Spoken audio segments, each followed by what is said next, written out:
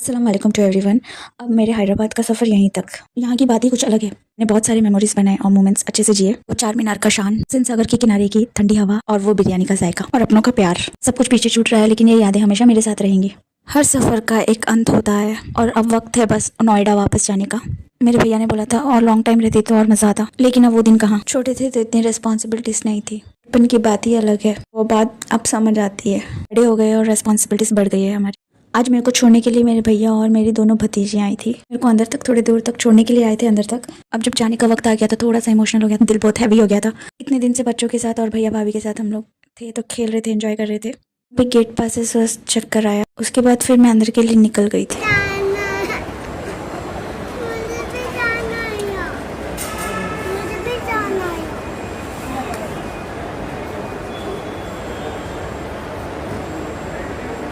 फिर अंदर जाके मैंने लगेज चेकिंग कराया। भैया ने बोला लगेज चेकिंग होने तक मैं यहीं पे रहता हूँ, अगर कोई इशू होगा तो मेरे को बता देना।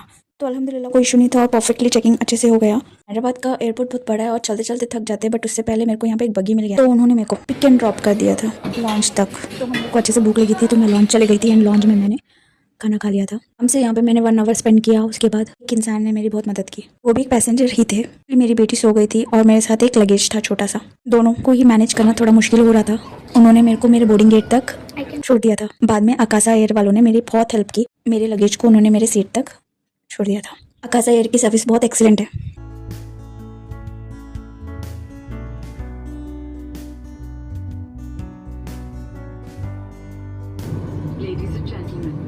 बस अब टेक ऑफ होने का टाइम हो गया था। पूरे सफ़र में मेरी बेटी सो ही रही थी। लैंडिंग होने का 30 मिनट्स था, उस टाइम पे वो उठी, तो मेरे लिए सफ़र और इजी हो गया था, क्योंकि ये फ़्लाइट के टाइम पे बहुत मस्ती करती है। बट उठने के बाद भी इसने ज़्यादा नहीं सताया, एंजॉय कर रही थी ये।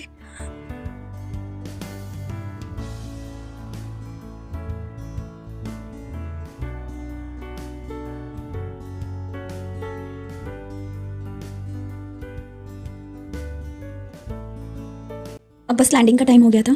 हमारा वेटिंग कर रहे थे मेरे हस्बैंड और मेरे पापा।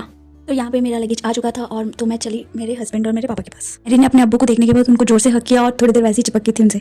इतना प्यार, माशाल्लाह।